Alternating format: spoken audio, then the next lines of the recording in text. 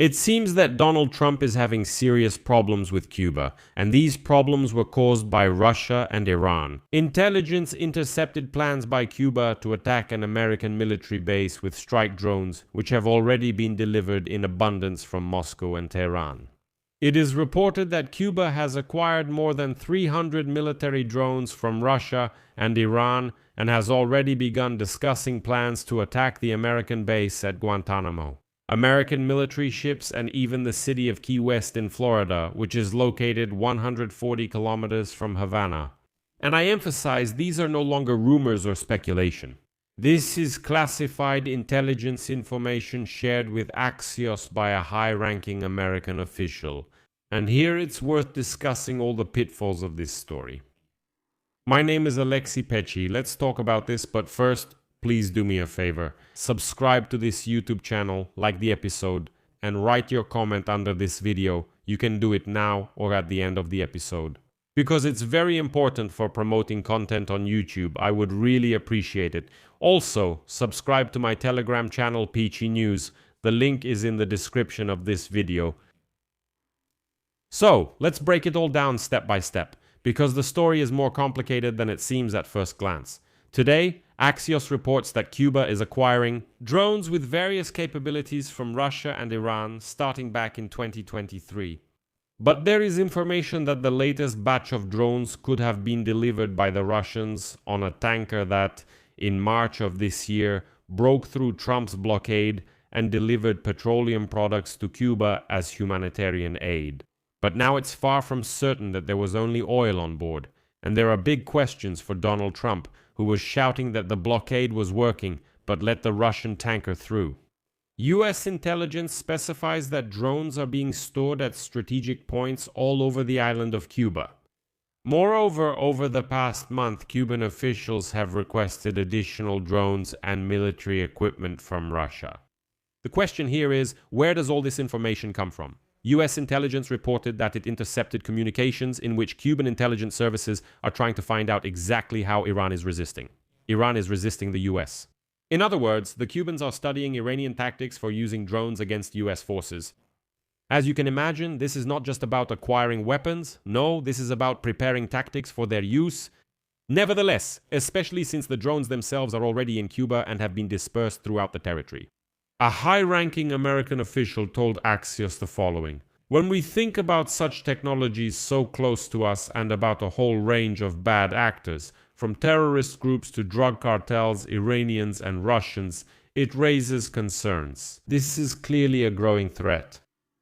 Moreover, US Secretary of Defense Pete Hegseth confirmed at a congressional hearing the day before, quote, "We have long been concerned that a foreign adversary is using such a location so close to our shores from Cuba. This is extremely problematic." Now, the context that makes this whole story even more alarming.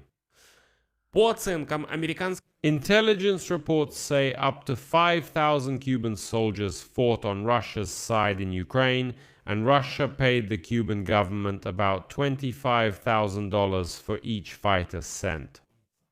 As a result, that's millions of dollars that went into the Cuban treasury. The point is that Cuban soldiers are part of Putin's meat grinder, and now those who managed to survive and return to Cuba, now they are also studying Iranian tactics of warfare against Americans, meaning Cuban soldiers fought in Ukraine, observed how Russia uses Iranian drones, and after returning home, shared this knowledge with Cuban military commanders. Here's a big shout out to Donald Trump, who was shouting that he didn't need help from the Ukrainian army, which was offering its knowledge in modern warfare. Now, the timeline of events, which actually explains all these intelligence leaks, let's put leaks in quotation marks.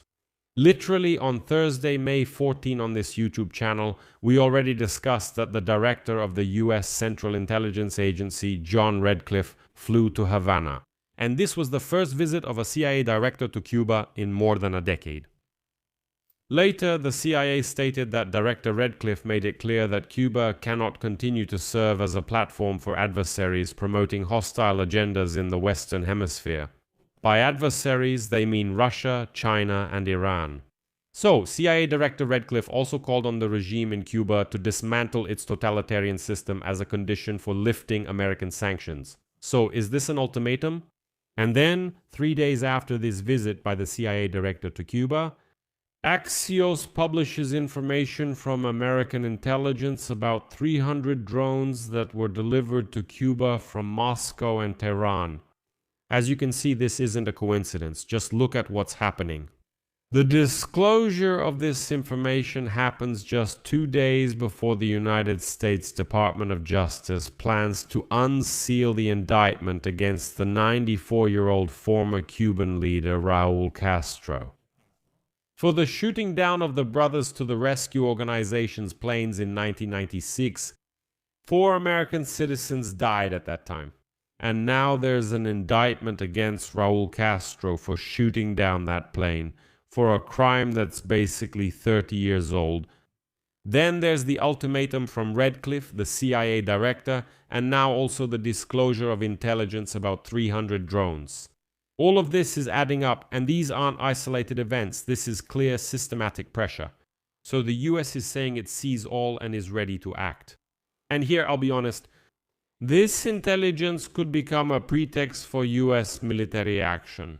This is important because the situation was also framed this way before American operations in Venezuela. First intelligence, then diplomatic pressure, then action, following the same pattern. Maduro was removed from power at the beginning of this year. And here, the Iranian connection in Cuba is a whole separate story. According to American intelligence, Iranian military advisors are currently present in Havana.